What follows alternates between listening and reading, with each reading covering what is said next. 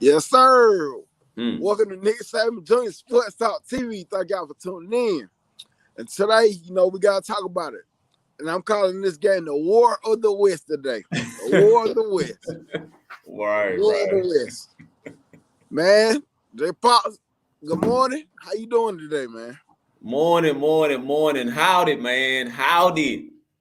Gig 'em to all the Aggies out there, man. But howdy, Bama fans out there. I'm glad to be tuned in. Uh, I'm feeling good, man. I've been waiting all week. I've been It's going to work all 5 days. I don't work on the weekend, but boy, I've been pumped, man. yes, Pumped. sir. I'm the same here. Like you said, going to work. I work 5 days a week. I don't work no weekends. Mm-hmm. And I'm in an area where it's Georgia, Auburn. And over the past couple years, the population just went crazy with Georgia. Even though Yeah. I live in Phoenix City, Alabama, so it's on the border of Columbus, Georgia. It's right there, 5 minutes away from Columbus, Georgia. But I'm telling Okay. you, it's a lot of dog fans, but it has become overpopulated these last 2 years. Yeah. And they just listen. They're not even worried about their flaws. They were more worried about our flaws. So all week I've been hearing, "What y'all gonna do? What y'all gonna do?" I think they're gonna beat y'all. I said, hey, maybe not so. But I said, I thought we got a good chance, and I thought they got a good chance. And this is why I call it the Yeah. War of the West. Yeah. Because there's a lot of good matchups in the game. How I look at this game, this is a war, but it's gonna be battles within this war that's gonna have to be won for either team to win. Mm-hmm. So That's true. I look at this thing. The line. Last time you seen the line, where has the line dropped to? It did drop to 1, but now it's back up to 2. Okay. Of course, in Alabama's favor. So, Yeah. mm-hmm. And so to me, that tells you a lot about the line as well. Like, whew, they don't know. Don't nobody know. Don't nobody Yeah. know. And a lot of people have been picking Texas A&M. Yeah. And I will say, how do you look at these games? You look at what teams has done in the past this season and how they're getting better. And we both lost the game the same week. We lost the game the same week. And I will say, we have both improved. Now, as our Texas game, we looked a little weird against South Florida, but I will say our defense came out to play. So, how do you feel about your Texas A&M team coming into this game? So, first and foremost, I look at this very important and specific attribute: home field advantage. Yes. This is going to be the second time where Texas A&M under Jimbo Fisher has a strong home field advantage. The last time, way back in 2021, of course, when they had won for the first time ever at Kyle Field, too, man. So it's pretty much a hats off to Jimbo Fisher for being able to accomplish that. But that first time, man, A&M had lost the game. Was ranked, then end up going unranked because of losing Mississippi State the way they did. But you look at this year, and like you say, both teams lost that game in week 2. I remember that like yesterday. Yeah. Alabama had lost by 10, and Texas A&M turned around and lost by 15. It's crazy. It's crazy. But I feel real good, man, because this team has come a long way.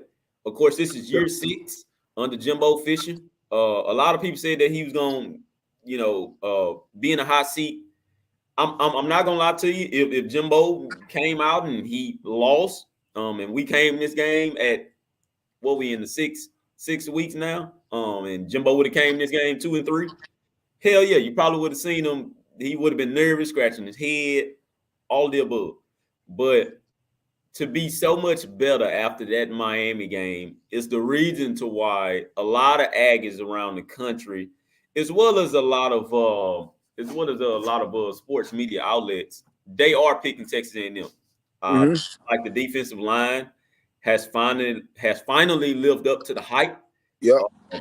I know I've been hearing a lot of people say, "Oh man, they played the 2 bottom offenses in the SEC." Okay, now Auburn is bad. I will say that. However, Auburn can hang with you if they go to their style of play on offense, which is running the football. I think they ran on Georgia for about 250 or something like that, I believe, last year. But even then, man, when Auburn came into that game, Auburn hadn't played nobody. Hell, and we knew that. Everybody knew that around the country. But for them to be able to stop those guys, and once again, they went home.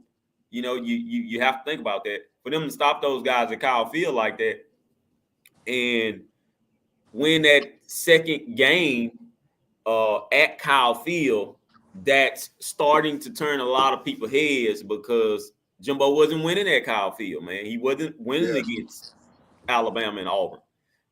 So now, we're kind of starting to rumble back into the likes of Jimbo Fisher and saying, okay, well, hey, I think Jimbo does have the team. Hell, we all know he got the talent, man. Let's be facts. So now it's starting to come to fruition.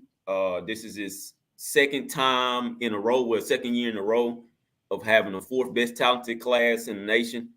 So it's just slowly coming together.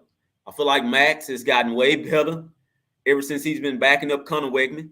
I don't know what those guys told each other, but obviously that was a real truthful quarterback battle. This is a time where Jimbo wasn't lying.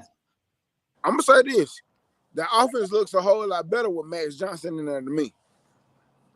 I've heard a couple of people say that. I have. I believe Max can actually throw the football, but then again, man, Max does have the weapons. Not to say he didn't have the weapons at LSU because that is a complete lie. But he does have all-around weapons, and he has an offensive line that's willing to protect him and go up against the best.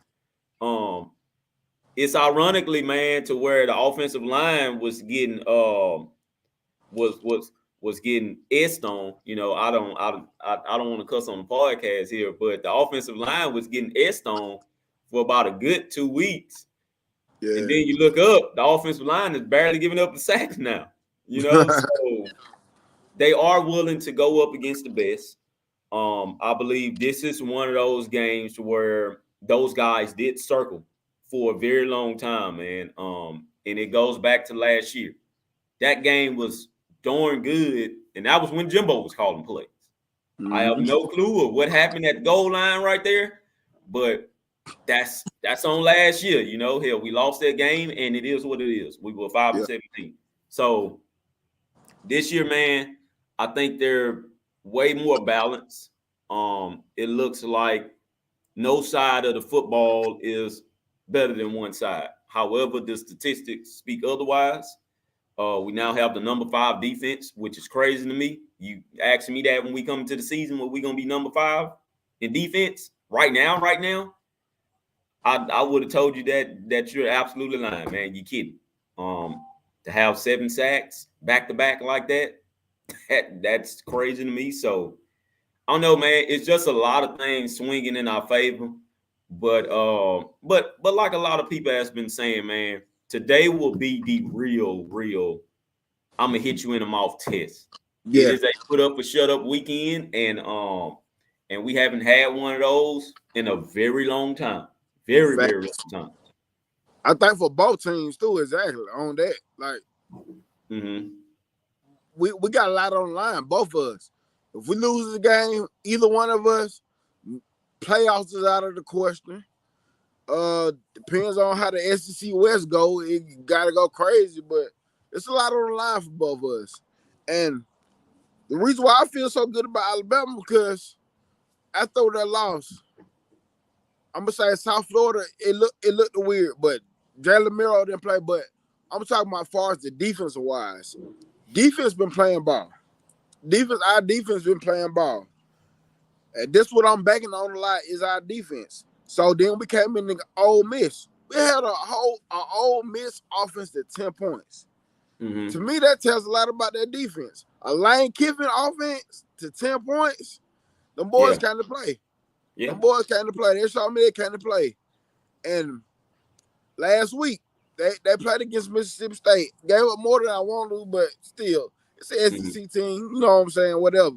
But they kind of play, and that is what I am focused on this week. Can Alabama's defense get to Max Johnson? Now, the question I do have, I will say our defensive line has been trending upward, but will they can't come out with the same intensity today against your offensive line?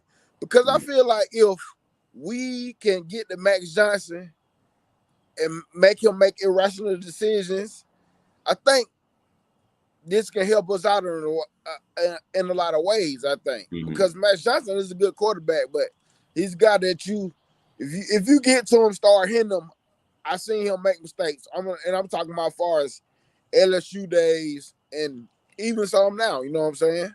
But Max Johnson is a way better quarterback now today than he was in the past. I will say that. That's true. That's true. And go back to some points you had stated right there, man. Just as well as the Alabama's defensive line, you look at Texas A&M defensive line of creating their own pressure. You know, hey, can they get to Jalen Milroe?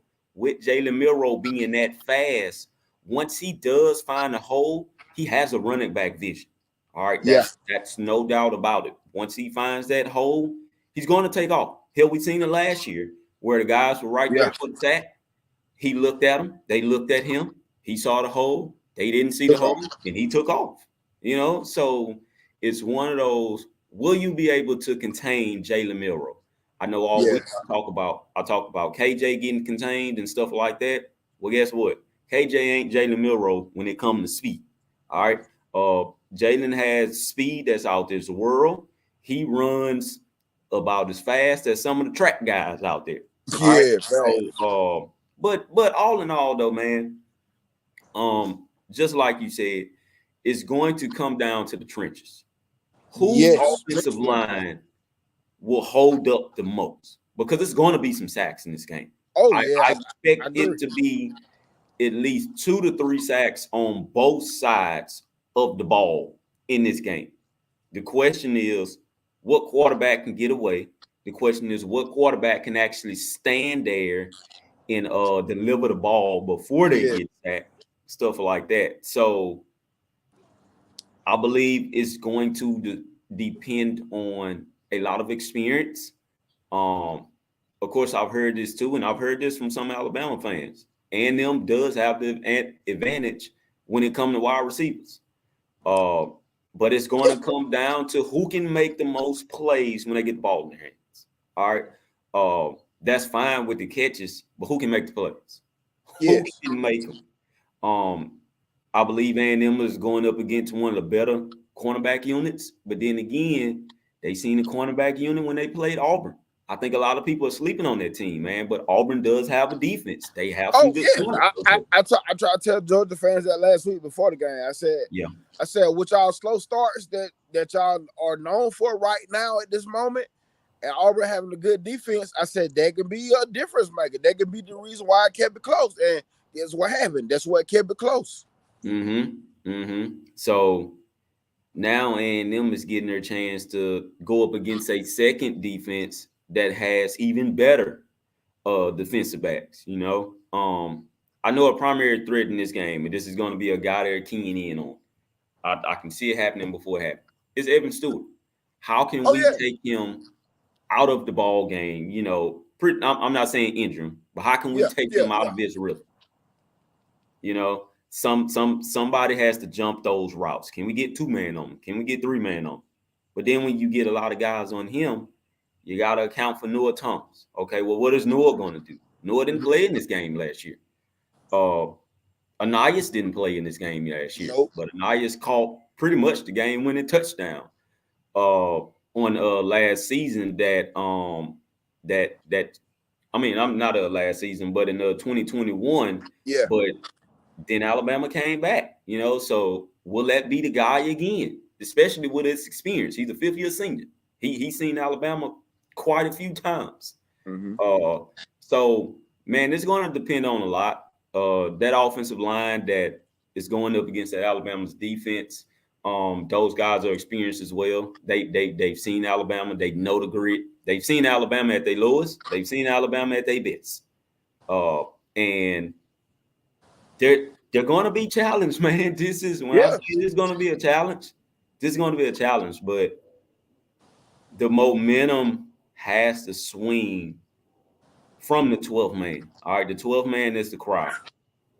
They got to really, really get inside of Jalen Milroe's ear, but not only his ear, they have to get inside his head. They got to disrupt snap count. If the snap count is disrupted, I can see Alabama falling back from where they were, which is a manageable third down, to maybe like a 3rd and 10, 3rd and 15, stuff like that, because of what the crowd is saying. It won't necessarily be Texas A&M, those defensive players. I think it will be the crowd that will have something to say about a whole lot of things, to where it makes Alabama look like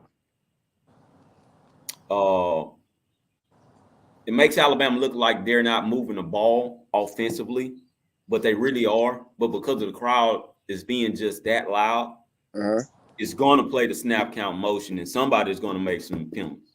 I don't get me wrong, and them is right behind it. We make penalties every damn game. I don't understand it, but they make penalties every game. So it's going to come down to that too. Who can have the less penalties? This game is going to be tight. I've been saying it all week. Hey, 31-17, Texas A&M. As close as the game keep on getting, though. Game keeps getting close. Time keeps on getting close. I keep on kind of bringing it down, like, man, I don't know, man. Alabama is just gonna. Man, Alabama's going to show up and be ready to play some football, man. Yeah. And I tell people too, I said, Coach Saban, he said something about the players this week that, he liked the way they responded to him challenging them this week. And I know when Coach Saban makes a statement like that, I'm like, okay, now he's feeling confident in what he got going on. And like I said, I think it's close. My score prediction is 31-24 Alabama, of course. But it's one of those things like, I don't know. It's hard. It's hard right now. Because one of my things is, how can our offensive line hold up against y'all defense line? We giving up like 20 sacks, and y'all done got like 20 sacks. Correct. You know what I'm saying? But it's one of the things that I look into, that we was having the same conversation back in 21 when we played Georgia in the SEC championship. And that defensive line that been wrecking havoc all season during the season, that didn't show up. I'm not saying that y'all A&M is not gonna show up, but I'm saying that I'm hoping from a Bama aspect that this is a game our line steps up and grows up today. Because we got young Kaden Proctor over there on the left side. I'm hoping that this is the day we grow up and we come together more as a team. Now, I feel like we have gotten better the last 2 games since the second half Ole Miss and Mississippi State game. But no, that was Ole Miss Mississippi State game. Competition today. True defensive line today. How will we respond today when that pass rush from that front 7, that defensive line, come today? I think we do. I think we can. Yes, I think we can, but it's remaining to be seen until it happens, So I got this thing over here set up. I did 10 comparisons, and I got the advantage to each team. But I'm gonna ask you. I'm gonna go through it. And I'm gonna ask you what you think. So the first one is the quarterback position. Who you got the advantage for, A&M or Alabama? I have A&M solely because of just the experience that Max Johnson has of playing in the SEC. And I got A&M as well because, yes, Jalen Milroe is getting better. I think he's more athletic than Max Johnson. But like I said, you predict these things off of going into the game now, off of what they did now. And, yes, he's getting better, but Max Johnson got like 6 touchdowns and 1 interception since he's been playing or something like that? I think it's about I think him and Jalen Milroe numbers are pretty much the same. Max just has about 8 touchdowns, 2 interceptions. If I'm not mistaken. Something like that. Okay, but yes, I got the advantage to Max on this. Then I got the running backs room. Who do you got the advantage for that? It's going to be Alabama still, although they haven't been wreaking havoc like how we've seen the Alabama running backs have. Yeah, it's leaning towards Alabama because they are looking like that running threat of which is an original Nick Saban type of team. Grind it out, stuff like that. I think A&M's running backs, they're still trying to find their way. That makes sense. And that offensive line is still trying to find their way to be balanced with the run and pass. Yeah. And that's why I got Alabama at 2 with the running backs. Like I said, it's not the same, but it's giving you kind of the essence of what they used to be, But it's again too, the offensive line. It's the offensive line. Like, they're getting better, but can they do it consistently? This is the game where I need the offensive line to get better at right now for these running backs. But yes, I had the eventual running backs room. And go back to the quarterback. And another question that I have about the quarterback for us is, what kind of play calling with Tommy Rees? Like, where's Tommy Rees' mind gonna be at today? Is he gonna really let Jalen Miro be Jalen Miro? Because you said on your show the other day, I was at work and I was listening to it. You were like, that's where you think the mismatch is, like, with Tommy Rees play calling, because he's not all the way letting Jalen Miro be Jalen Miro. But I will say, to me, I think he's kind of waking up a little bit, but I don't need him waking up. I need him woke up right now at this point. I need him woke up. Yeah. But the next one, I got wide receivers. And for me, I got A&M with the wide receivers. This is the first time under Jimbo Fisher, man, for real, where we've had a full, talented, quote unquote, about that life wide receiver room, where those guys are going out in coverage and they're catching the ball. This is our first time ever, man. We've now seen it. So I got A&M with a strong advantage on the wide receiver side, and it's also due to their experience in the SEC as well. It's a legit amount of guys that have been playing. I think Stewart is in year 2. He has legit SEC experience under his belt. Nias year 5, Moose year 3, and of course Noah. He's a sophomore now. Doesn't have that much experience, but he has about a good 6 games in now of legit experience. So yeah. I agree, bro. It's going to be a defensive fight. What defense comes to play? I agree with that too, man. I agree. I do too.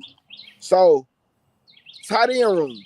This is where I got us at, and I feel like for us, Alabama, this is what could separate us in the run game aspect and the pass game aspect. Because listen, with our offensive line, we need them extra tight ends to help with the block today, because that opens up more run lanes.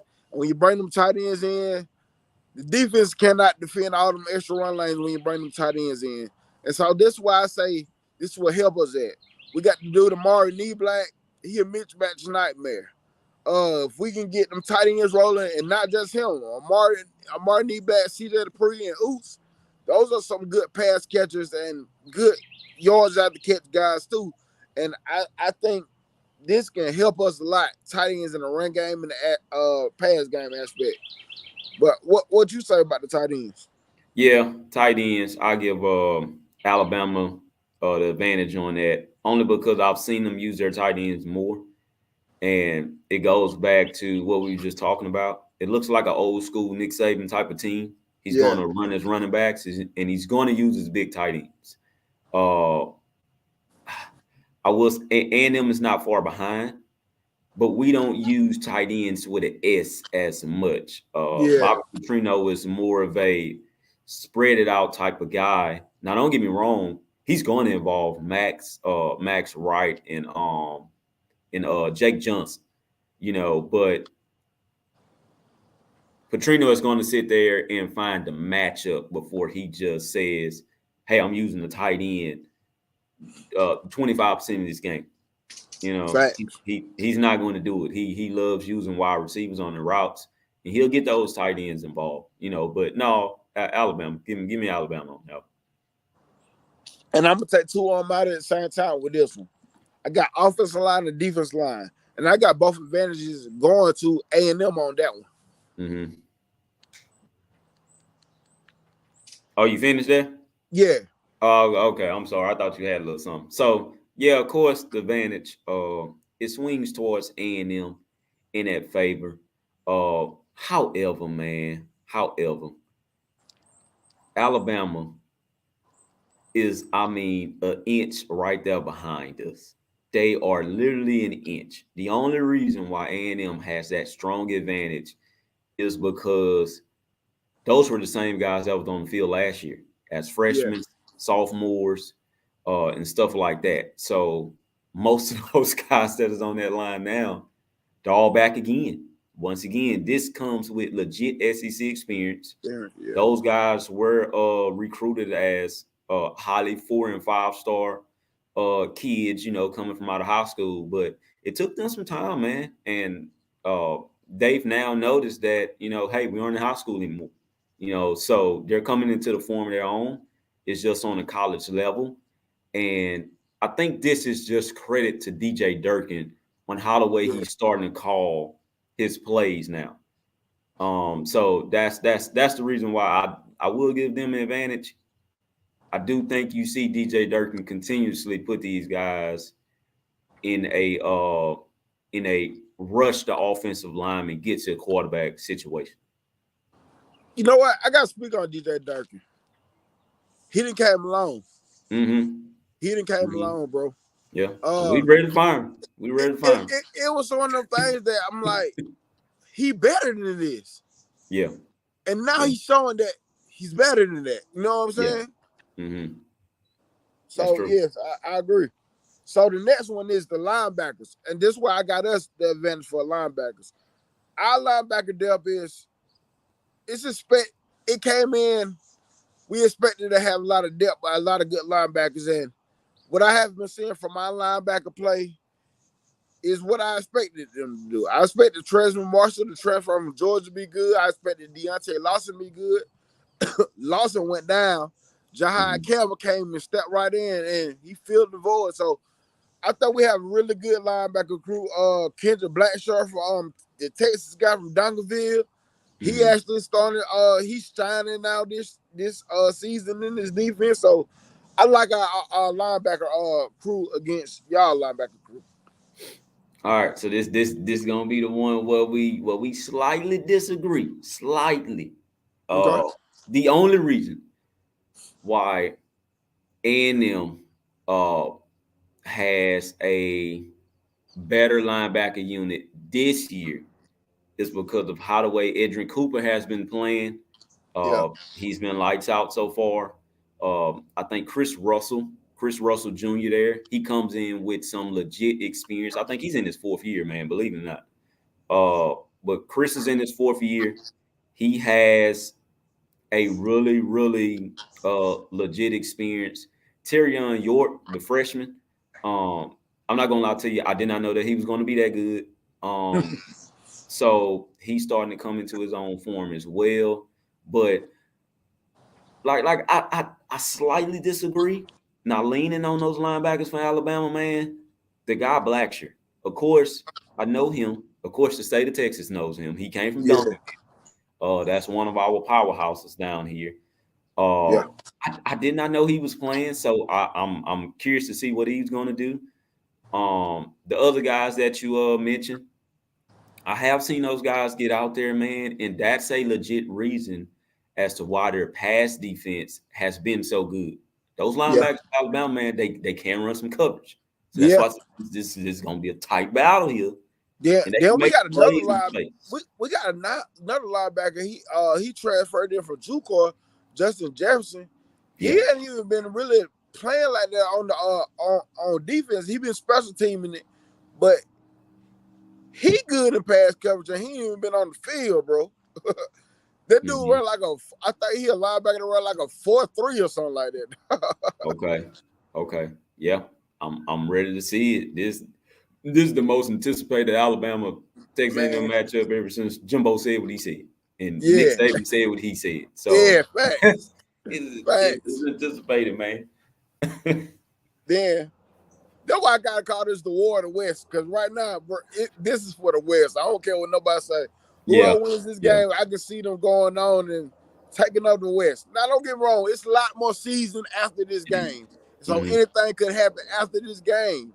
But Mm-hmm. I feel like this is who take control of the West and who's gonna dominate the West. Yeah, that's true. That's true. But you also got to look at, like you say, it's a long season up ahead. Yeah.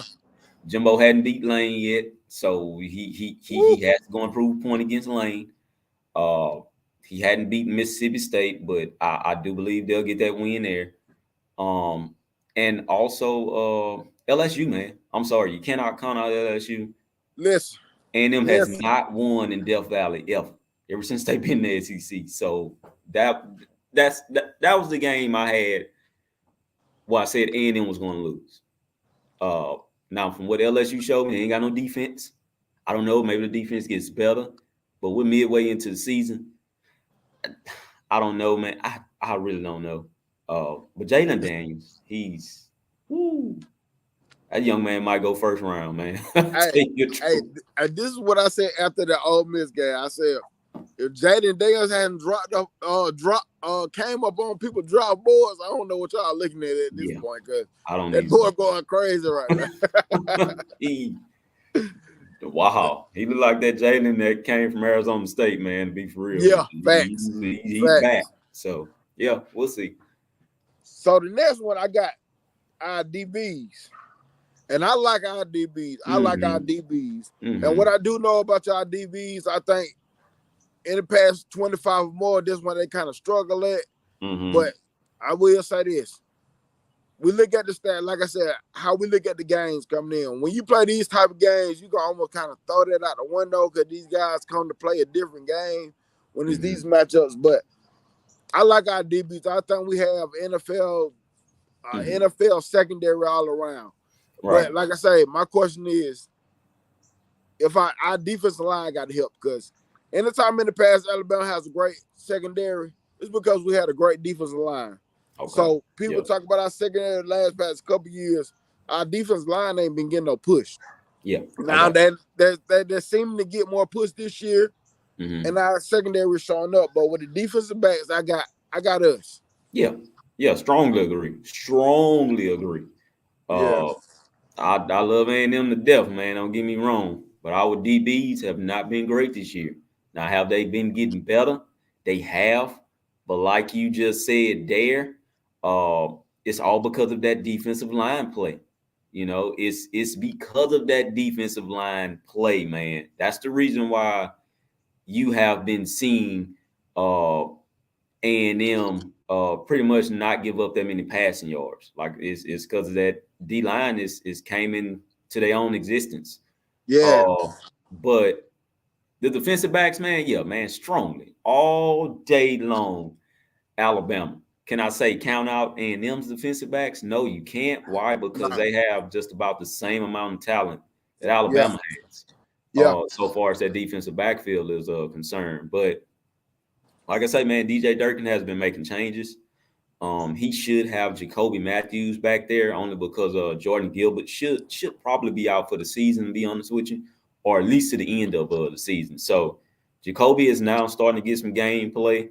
That's another one that was on the borderline of being a 5-star when he came out in that 2022 recruiting class.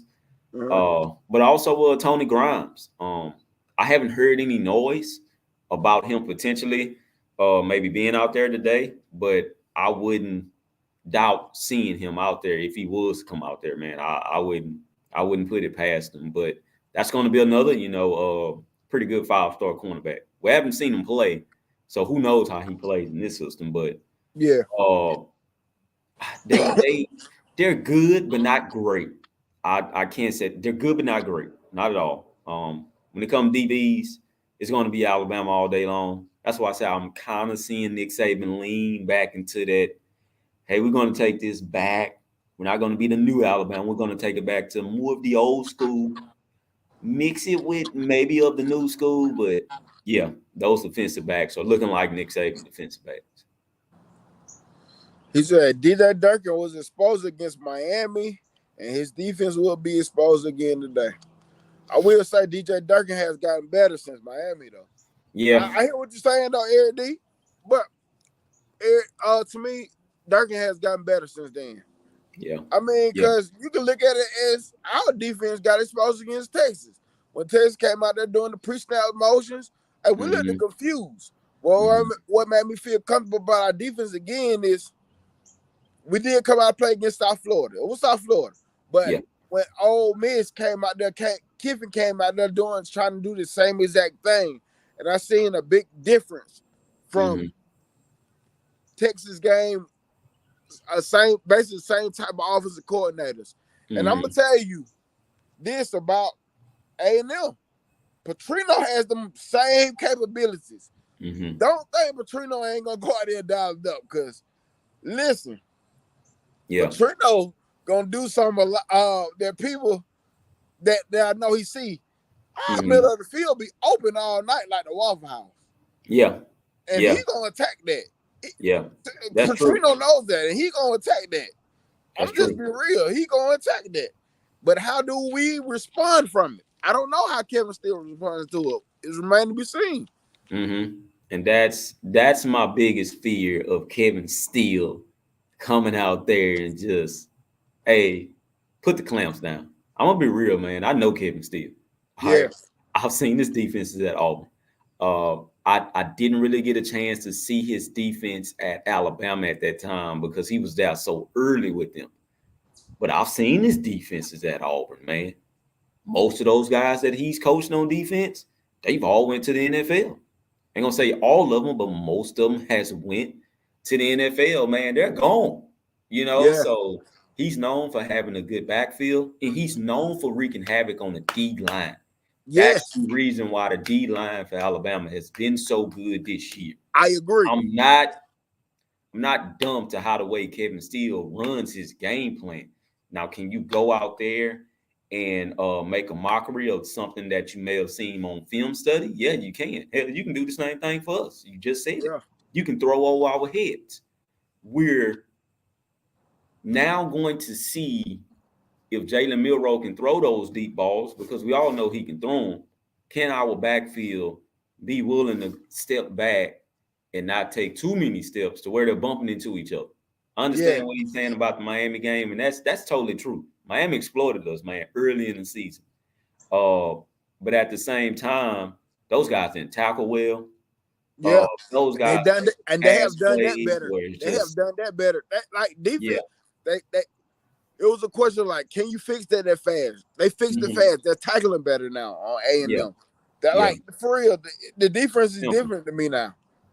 Something very simple, man, that can be fixed overnight.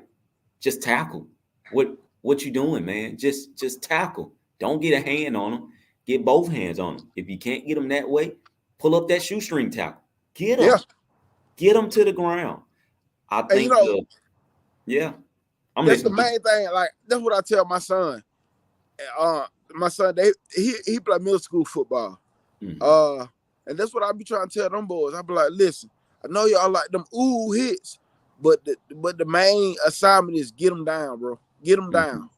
That little group, they got good. This the group that gonna go to Central High School, where Cam Coleman from. This the group that gonna go there. And listen, these boys are blowing everybody out the water. These little boys are gonna be good. So expect more in the future to probably come to Texas A&M and the Georgias and the Auburn. All right. Okay. So, man, that's crazy. You said that. My son also plays middle school ball, and he's in the Conroe ISD district over here in Texas. Gotcha. The guy that's going to Florida, that's absolutely wreaking havoc right now at the quarterback position, DJ Legway, he's a couple of miles up the road from me, man, in Willis, Texas. So my son won't be going to Willis High School. That's where DJ is at. But he'll be going to Conroe. I don't know if you remember or not. DJ put up like 5 tutties on him, man, 6, and just DJ different. Water. I say, goodness gracious. But He'll be going down there to Florida, man, which is very, very crazy to me. But real quick before we log off here, the thing that everybody needs to look at as opposing to why this game is so detrimental, man. This game is very, very detrimental. This is the last time Alabama and Texas A&M will link up in the regular season, probably for another maybe 3. I'm going to call it 4, maybe not that long. Now, who's to say they won't meet in SEC championship game next year or whatever. But this is gonna be the last time, man. This for bragging rights as well. Like, yeah, man, we beat you last time, and we hadn't played since then. Hell, you can ask Texas how the bragging rights go because they holding that over our head. We beat y'all before y'all went over there, man. So we're gonna beat y'all when we come back. So, man, it's gonna be a darn good game. Nick Saban is every bit of uphill. As we speak, Nick Saban probably been up since 5 a.m. scratching his head. Jimbo been up probably since 5 a.m. scratching his head. They know that this is, hey man, this is it. This is it. You gotta put up or shut up, man, because after the game is over with, somebody is going to get talked about bad on national TV. Yeah, boy. Hey, oh my God. Yeah, they're right. So, either we gonna suck real bad, or we done, or either Texas A&M was never that good in the first place. Like, that's how they do it. He needs to get fired.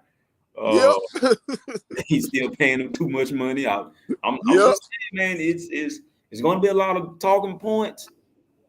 But at the end of the day, man, people do have to realize that when it's all said and done, whoever loses, that team is 4-2. Those team Kangaroo Black, man. What's up? Shout out to you. That's the boy. I like it. Love his YouTube show, man. Yes, sir. Somebody does have to realize that a 4-2 record isn't bad. Does that say that you're counted out in the SEC West? I want to say it's too early to tell, but how the way these teams are going, this is their toughest test, man. That, like I say now, for A&M, they haven't faced the Ole Misses of the world yet. They have not. They faced Miami, but that's ACC. Ole Miss is SEC. They haven't faced them yet. They haven't faced the LSUs of the world yet. Nor has Alabama. That's crazy to me. Crazy, man. You gotta face those cats. Like, it's crazy to look at it where our season is at now, what we're going through right now in our season now. Yeah. And we still got to go there in our season. Like, it's crazy, man. Just can't count anybody out right now. I know LSU has looked bad, man. They have. Damn it, they've looked bad. But only one side of the ball. Only on one side. Yeah. Ole Miss, I'll forever think Ole Miss is a pretender. That's me, man. It's as long as Lane Kiffin is running his mouth, I'll forever think they're a pretender over there. You said a pretender? A pretender, man. Pretender. I'm gonna ask you this: do you think they can come out and beat Georgia? Tammy, good morning, Tammy. Good morning, sis. No, they can't. Yep. You can't. They can't. Look, man, they're going over there to Athens. I know that Athens defense hadn't been all that good. It hadn't been a Kirby Smart looking defense. But when they're playing at home, they're a different animal. South Carolina almost got them. They almost got them. I will say that. They almost got them. They didn't do it, though. They didn't do it. I don't see Ole Miss beating Georgia, in which I have no clue how they got Georgia on that schedule. I don't know how they got that. That's but I don't see them beating them, man. I just feel like they're going to come in with pretty much that same defensive game plan that Alabama ran. And they're going to shut them down. They're going to shut them all the way down. They're going to score some points. I believe they'll score maybe 15. Yeah. But no, I don't. Hey, me and Kangaroo Black were talking last night. And we came to a question. He wanted me to ask you the question. And I'm asking him to the question. What does giggle mean?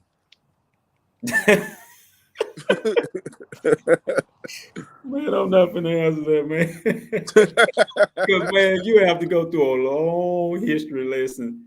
And, man, that's about a good paragraph, man. That is a I'm gonna good look it up, paragraph. man. But I will say this, to sum it down, it came from a TCU game where they were talking about the Horned Frogs. And it can't come off the top of my head, but it did come from a TCU football game. And Gotcha. they ended up smashing TCU in that football game. And that's when it was I think the Southwest Conference days. It's been that long ago. But ever since then, man, the crowd has always been at that gig 'em. That gig 'em frame. So yeah, hey man, hey, it cared. It ended up being a tradition. That's just the same as the Midnight Yell. The Midnight Yell is just a tradition, man. And I sat up there and I watched it last night. That's my first time watching it on TV, which is crazy to me. I always see like the little clips of it because they come on at midnight, so ain't no telling what I'm doing at that time. Yeah, fact. But I sat up there and I caught a little bit of it last night, man. And when I say that crowd was from the bottom deck to the top, it's crazy, man. But that's a annual tradition. It's annual. It may seem crazy to people around the world. Trust me, I know this. I mean, But all these colleges it's got a something college that sound thing. crazy. Yeah, it's a college thing, but it also marries a lot of people together, and it ties them together for life. So what I mean by that is, man, when college is over with and these young men and women are looking for the afterlife, hey, anybody got a job open, it carries that stigma all the way through over the world, man, to be honest with you. So yeah, it links them up big time. So real quick, one more time, your score prediction for this game. You want me to go first? Yeah. Oh boy, it's gonna be a haul. It's gonna be a haul. I'm gonna have to take it down. I'm gonna have to take this score prediction down, man. You're gonna hate me for this one. Go with your heart. 21-17 Texas. This gonna be low scoring. Goodness gracious, it's gonna be low scoring. It's gonna be the lowest you've seen Bobby score all season long. But he only scored like 20 offensive points last game against Arkansas. But it's gonna be the lowest, man. It's gonna be pretty low. I don't think a team budgets until I'm gonna say second quarter, but if A&M scores 10, if A&M comes out scores 10 in the first quarter like they've been doing almost all season long, man, I don't know, man. If it's 10-0 first quarter, I see a lot of people panicking. Whew. But they gotta hold that lead. They gotta hold it. Yeah, I'm going. Of course, 31-24. I'm sticking to it. Alabama, baby. I got you. Alabama, I don't know, man. I want to say I'm nervous. Then again, I'm not. This on some serious stuff, man. This is the most confident I've ever felt.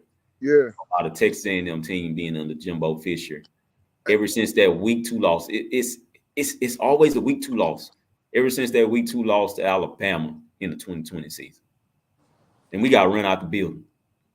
So, but this is the most confident I feel in a long time. Like I say, I'm not a fool. Listen. I be having early. Listen, it's hard for me to do late nights because I work, but I can do early mornings. You know, I do early mornings real well. So I get up and been watching this thing, looking at A&M, and I get it. I get it. Like honestly, I get it. Me and Kangaroo Black talk behind the scenes. I said, this is a losable game for us, but at the same time, it's a winnable game for us. I'm like, so I get the confidence in the world, but hey, I think Alabama could be Alabama. And like I said, I know this season, I put a lot of expectations on my Bama boys, but I have seen that the season is going to be about growth. Do we continue to grow from here, from this game? I do think we can continue to grow from this game. That's my thing. And I like our defense. I like the way our defense is headed because you said one thing about Kevin Steele. you know what his front sevens are about, and that's why I was excited about Kevin Steele. I said because he's focused on that front seven, and he letting Tavares Robinson do his thing on that back end. So this is why I'm liking my Alabama defense this year. I'm liking this Alabama defense this year, but I can't deny Texas A&M. I've been watching them like ever since the start of, I want to say Sunday, last Sunday. I've been watching. I'm like, I get it. I get it. I know. I see what's going on right now with them. Yeah, yeah. And like I say, and like you just said, it's a losable game for both teams. Yeah. Make no mistake about it. Whichever team loses this game, I'd already had the ceiling for A&M to be 11-1, the floor 9-3, but I also had Alabama not too far behind at that 10-2 record, mainly because I knew who was going to start at quarterback. I hate the way they done the young man. I really do. But I do think that if Alabama loses this game, that's gonna be the last game they lose. I'm not counting another one after that. I think that is just going to be a 10-2 record. Like I say now, on A&M case, they could lose as well. But I got A&M being 9-3 through 11-1. I believe if they win this game, though, it's possible they lose another one. I hate to say that. God dang it, I hate to say that. That's the thing about Texas A&M, man. Y'all will come out here. They gotta win. Y'all will beat a team. Y'all will beat a team good. Then it was like, why did y'all lose to them? You know. But I do know that this, and I'm not naive to it. That was when Jimbo Fisher was calling plays. Yeah, that's facts. This year is Bob Petrino, and that's primarily it. I know Jimbo Fisher is the head coach. He's finally the head coach, head coach, and he's not calling plays anymore. This is another reason why a lot of people are fired up and picking him, because Bob Petrino calling plays. I know Bob Petrino wasn't the number one player on our list to go get the offense coordinator. Don't get me wrong, but we know what Bobby had. But we knew what Bobby had. Bobby was a good offensive play call. I think he's showing that. Like you say, I think Max gets it done. I think this is Bobby's toughest test. This is his toughest test ever. And he has to call the game of his life. But the same thing could be said for Tommy Rees got to call the game of his life. Yes. I understand the things swirling around A&M, stuff like that. But this is the first time in a long time where Alabama has faced the A&M defense this good. That's what I will say. They've never faced one this good. Like, they're actually legit good. I know the competition that they played against, it ain't been there. I do believe that Alabama has played a little bit more stiffer competition, so the defense is pretty much solidified. But once again, man, this is gonna be a tall task for both games, man. It will.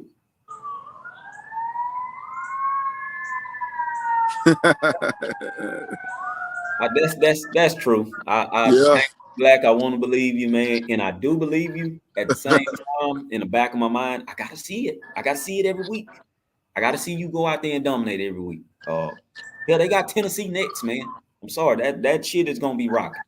Yeah, he is gonna sell out the game for us, solely for us. And it's gonna be hard.